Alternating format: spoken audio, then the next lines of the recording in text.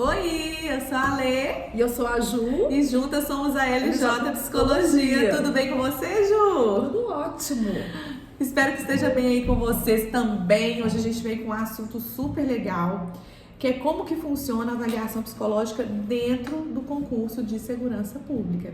Então, lembrando que esse vídeo a gente está falando especificadamente sobre os concursos voltados para a segurança pública, policial militar, policial civil, PPMG, policial federal. Eu falo PPMG, gente, me perdoa, eu fico no MG porque a gente tá aqui em MG, mas pode ser de qualquer lugar do Brasil aí. Sim, como o Lê disse, acho que no segundo ou terceiro vídeo, nós temos lá no nosso Instagram um mapa, né, de todas as regiões. Então, atendemos também Polícia Rodoviária Federal, Polícia Federal, porque Forças Armadas. É engraçado isso, né, Ju, como a gente trabalhou dentro da Polícia Militar, a gente tem um vício aí de linguagem, a gente sempre fala PPMG, né, PMMG, CBMG, mas não, a gente está falando agora de todos os concursos aí voltados para a segurança pública, como que acontece. Vamos começar então, para vocês entenderem um pouquinho o conceito de avaliação psicológica compulsória. Conta pra gente, Ju. Então, o termo quase ninguém conhece, né? Avaliação psicológica compulsória, mas todo mundo já fez, se não todo mundo, a grande maioria. Eu nunca fiz avaliação compulsória, mas eu tenho a carteira de habilitação. Então você participou, né, de uma avaliação psicológica compulsória. A avaliação compulsória é quando ela é destinada a um público maior de pessoas, né?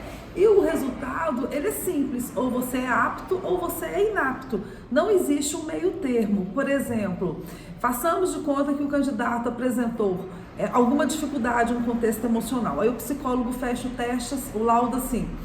Por fim, diante das dificuldades emocionais, o candidato encontra-se apto ou inapto, né? Não existe dentro da avaliação compulsória um prognóstico ou uma indicação, como a gente encontra sempre aí na questão da clínica médica, né? Isso. Não vai existir dentro de uma avaliação psicológica uma conclusão do tipo, olha, então nesse caso eu indico que o fulano de tal faça 2 anos de terapia e volte aqui pra gente analisar de novo. Isso não existe, né? É aquele momento, é aquela chance, é aquela hora e não existe meio termo, ou é ou não é. Isso. E as avaliações compulsórias, elas são acompanhadas pelo Conselho Federal de Psicologia, né? E a gente tem portaria específica. Nós temos portaria específica, por exemplo, para o trânsito, portaria específica para avaliação psicológica no concurso público, né? Então, não adianta, Lê, eu sou obrigada a passar na avaliação psicológica? Sim. A partir do momento que você faz a inscrição, subtende-se que você já leu o edital, que você está de acordo com tudo aquilo que é colocado no edital. Então tem lá, sempre em todos os editais, tem um tópico exclusivo para avaliação psicológica. Então, você só pode ingressar dentro da instituição se você passar por essa avaliação psicológica e estar dentro do perfil determinado pela instituição. Então, ela é de fato compulsória, ela é uma condição sine qua non, né? Decisiva. Você tem que passar por isso para poder chegar até o ponto final. Não existe isso de não querer fazer. Tem alguns candidatos que chegam até aqui e falam assim, nossa, eu estava em primeiro lugar, fui o primeiro lugar na prova geral, de conhecimento geral, fui muito bem. Fechei o TAF, mas não adianta se ele não for apto na avaliação psicológica. Isso torna a avaliação psicológica o grande fantasma aí dos concursos públicos, né? Não adianta você ser o melhor aluno, não adianta você estar no auge da sua composição física, se você não está dentro do perfil, né? A avaliação psicológica, ela é eliminatória. Não existe fila de espera, né? Você, por exemplo, o TAF, ele acaba sendo classificatório, né? Se você tem, de fato, você tem um mínimo ali que é exigido de você, e caso você atinja esse mínimo, você vai sendo classificado de acordo com a sua pontuação, mas você ainda continua no certame. Na avaliação psicológica, se você é inapto, acabou o primeiro lugar, acabou o primeiro total no TAF, você pode estar com a saúde, nos trinques, não vai entrar. não vai entrar. Processo encerrado. E eu gosto muito de falar, e eu e Ju já fizemos um estudo sobre isso, também está lá no nosso Insta, lá nos destaques, o número de pessoas que são eliminadas na avaliação psicológica. A avaliação psicológica é a etapa que mais reprova proporcionalmente. O que isso significa? Óbvio, né?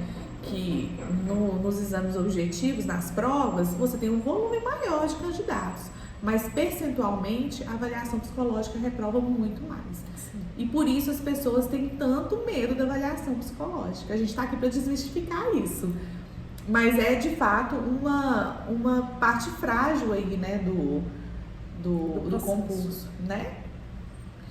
Ô Ju, e que horas que acontece essa avaliação psicológica? Que horas que eu tenho que estar pronta? Que horas que eu tenho que estar no perfil? Nossa, eu sempre falo, a hora é a hora que você faz a sua inscrição no certame. Decidir, vou ser soldado da Polícia Militar do Estado de Minas Gerais. A partir do momento que eu faço a minha inscrição, eu tenho que olhar para mim, né? E aí você pode sim e deve procurar alguém para te dar um suporte emocional, né? Muitos candidatos aparecem pra gente com a demanda de ansiedade antes da prova objetiva, alguns com insegurança, alguns com apagão, né, Lê, antes da prova objetiva. Uhum. Eu gosto muito daquela frase que eu tenho certeza que vocês conhecem, que é mente sã, corpo são. A mente é o nosso HD, né? HD que fala. HD. É o que comanda, né? O nosso corpo. Então, se eu tô bem mentalmente, eu vou estudar melhor, eu vou focar melhor nos meus exercícios. Então, não adianta a gente separar o psicológico das outras esferas que compõem o concurso público, né? É muito importante isso. Como que funciona aí a linha do tempo do concurso público? Geralmente, né, 100% dos casos, a primeira etapa é a prova objetiva, né, que você tem que atestar os seus conhecimentos aí. A segunda etapa vai estar sempre ali entre o TAF e a avaliação psicológica, né? Existem concursos que elas acontecem até ao mesmo tempo, né, Ju? A gente atende os meninos aqui e na semana seguinte eles já estão lá no TAF. Uhum.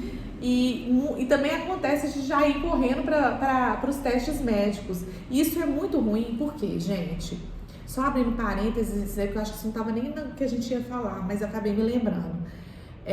Às vezes a pessoa tem um gasto gigantesco para fazer os exames médicos, né? A gente tem relatos aqui de pessoas que gastam de 2.000 a 3.000 reais para fazer os exames médicos e são inaptos no psicológico, ou seja, quando você não se prepara psicologicamente, não cuida da sua saúde mental, você está propenso até a gastar mais do que o necessário, porque para que você vai gastar, né, para poder fazer exame médico se você não está apto? Então, assim, entendam a importância, né, de se cuidar quando você vai prestar um concurso público, porque outras coisas também estão em jogo, inclusive o fator financeiro. Sim. A nossa vivência, às vezes nós vamos atender alguns candidatos para recurso administrativo, que o candidato fala assim, nossa, poxa, Ju, desde que o dia que eu fiz a minha inscrição que eu comecei a preparar para o físico e não lembrei do meu emocional, né? Não estamos aqui para julgar, a gente está aqui para alertar. Eu acho que é isso, assim, quando a gente não sabe que existe algo que pode nos ajudar, tá tudo certo. Mas agora vocês sabem, né? Agora vocês sabem que existe esse tipo de atendimento, que vocês podem procurar por ajuda, porque é uma etapa muito importante e ela é determinante para tantas outras. Tem gente que treina, chega lá no dia do TAF, fica ansioso. Isso. Ou sei lá, dá taquicardia. A gente vê muito caso assim, né, Ju? Crises de vômito no TAF. Isso. Nem era pra gente falar sobre isso hoje, mas eu lembrei aqui. A gente fala demais, tá? A gente fala bastante. Mas é isso. Então, ali, ó, a avaliação psicológica tá ali na meiuca e ela é eliminatória, ou seja, no momento da avaliação psicológica, você deve estar apto. E tudo aquilo que vai ser avaliado vai considerar esse momento. Caso você vá por uma assistência judicial, no caso de uma inaptidão, eles ainda assim vão considerar a sua produção naquele momento. Então é importante que você já esteja adequado para o perfil solicitado no momento da avaliação psicológica, né, Ju? Uhum. Isso não muda nunca, nem se eu for para a justiça, né? O que mais, Ju? Aonde que a gente percebe, aonde que a gente encontra a definição do perfil que a instituição está buscando? No edital, né? Todo e qualquer edital vai repassar ali qual é o perfil profissiográfico, né? Eu sempre falo... Ou dar uma referência, né? De onde Isso. você pode encontrar. De onde você pode encontrar. Então, assim, qual a necessidade, qual é a principal característica que um policial militar tem que ter, né? Então, em cada instituição vai ter aquele seu perfil, né? É importante a gente falar sobre essa questão do perfil, que a pessoa pensa assim, tô de boa, tô tranquilo, eu passei lá no... Não, não.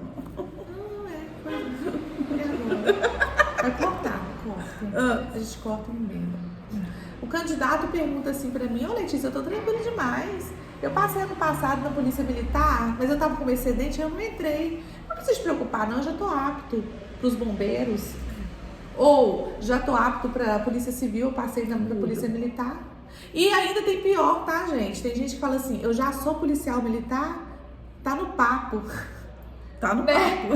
Não é assim que funciona, tá? O perfil, ele é definido por instituição. A gente encontra algumas similaridades entre os perfis, mas eles ainda são diferentes. Um ponto ou outro, uma questão de nível de aceitação, né, Ju? É importante dizer isso, que os perfis não são os mesmos. Não. Se você vê o perfil da Polícia de Santa Catarina com a Polícia de Minas Gerais, é bem diferente. É bem diferente. Bem diferente. Né? Apesar de que os dois exigem um controle emocional, por exemplo. Sim. Então a gente encontra ali pontos de interseção, mas a gente também encontra pontos divergentes, que tem a ver também com a questão cultural, né? Com o nível de periculosidade da cidade, Sim. né? Com o tipo de trabalho que a instituição quer fazer. Vou dar um exemplo muito próximo de vocês, né? A Polícia Militar de Minas Gerais, ela tem um perfil assistencialista, preventivo. Eles fazem uma segurança pública preventiva. A do Rio de Janeiro já tem uma segurança pública mais combativa. E isso tudo vai alterar o perfil que é exigido. Um perfil também que é bem diferente é o da Polícia Federal. O da Polícia Federal é bem diferente. Da Aeronáutica também. Aeronáutica né, também. Então, cada um tem a sua particularidade. Né? Então é isso, né? Obrigada aqui por acompanhar a gente, né? Conta pra gente aqui nos comentários o que vocês estão achando dos nossos vídeos. Dê sugestões. A gente criou esse canal aqui com muito carinho, mas para oferecer para vocês um conhecimento que vocês não estão encontrando por aí, né? Um beijo e até semana que vem. Até mais. Tchau, tchau.